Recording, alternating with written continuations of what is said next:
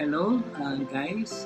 Aming first vlog, we will be discussing about family matters. So, I'm Professor Ed, and this is Wifey Ange.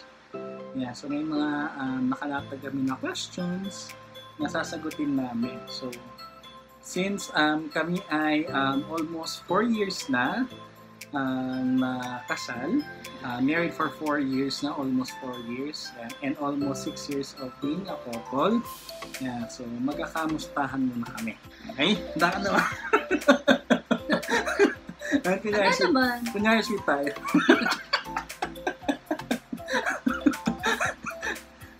Sige, mauna ka na. So, kamusta ka naman? Ayan. Hindi makasagot. Okay lang.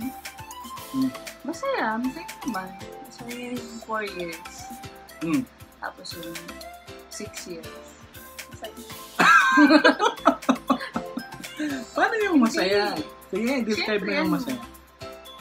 Feeling ko nasa nasa adjustment stage pa kasi minsan, yun.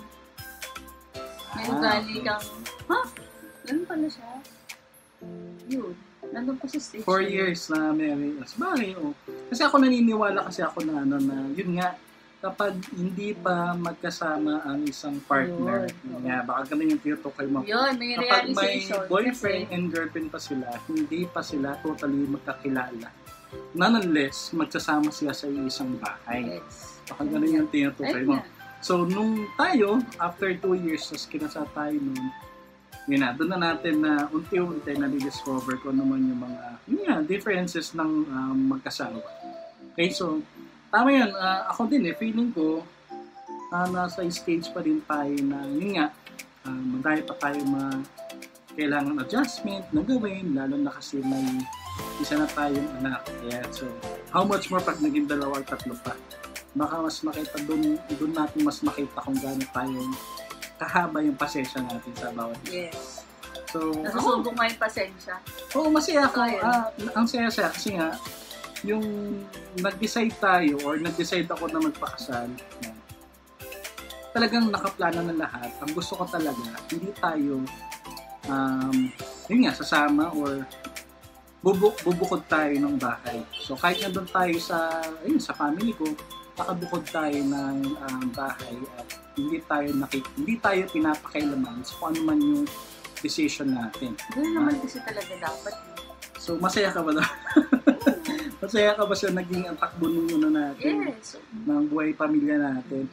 Kasi nung time na yon after 2019, di ba?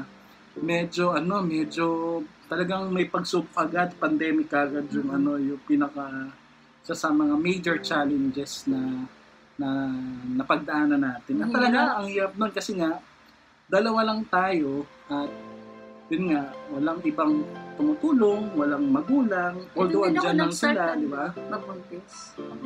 So talagang kinaya nating dalawa na itawid yung yung challenge na yun, na pandemic days na nanganak ka nga, tapos halos sabay-sabay lahat na nagaganon sa akin. Napaka-overwhelming nung mga panahon na yun. Pero nag-enjoy ako kasi nga, blessing in disguise din kasi nga, tamang-tama, bagong panganak ka, bagong kasal tayo, tas parang biglang nakulong tayo sa isang bahay na hindi tayo lumalabas. Okay? So, masaya yung part na yun kasi nga, na-enjoy natin yung bawat isa na hindi tayo sabay na nag-work ngayon. At yung kahit na overwhelming siya kasi sabay-sabay nag-online online teaching yan. Kahit ako, di ba? Nag-online pa din ako na klase. Tapos may mga kanya-attendan pa din kami na klase na as a student, guiding niya. Inabot mo din yun, di ba? Naging estudyante ka pa din ng mga panahon. So, masaya. Naitawid naman natin siya. Ayan. So, okay ka na? Okay naman ako. Ikaw, kamusta naman yung... So, masaya nga. Masaya kahit napakadaming na kaagad ng challenges na napagdaanan natin. Sa maniwala ka o sa hindi, yan, medyo talagang, siyempre, as a father, yun nga, bago magsisimula pa lang tayo sa isang pamilya, tapos halos walang gumagabay, wala masyado tayong nakakausap na ibang tao, kung tama ba yung ginagawa natin sa pagpapalaki ng pamilya natin at sa anak natin. Sobrang saya kasi nga, parang natututo tayo by our own experiences. Yan. So may mga may mga ano lang tayong ginagawa na yun nga, na pwedeng nakakasakit sa iyo or nakakasakit sa part ko or sa part natin dalawa. At least, sana unawaan mo yun. Diba? Yung mga ganong klaseng mga ano na pagkabaanin natin. Eh sabi nga nila, normal naman sa mag-asawa yung nag-aaway. Oo, Pero normal dapat naman ito. siya.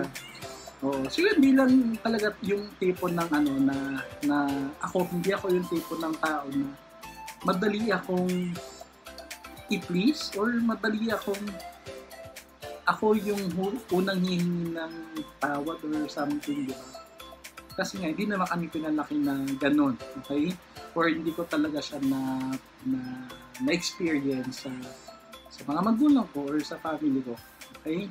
Kaya may mga ganun akong moment na kapag nag-aaway kami, talagang nananahimik na lang ako, tapos mas naantay ko pa siya na siya yung talagang magsusorry or lalapit sa akin.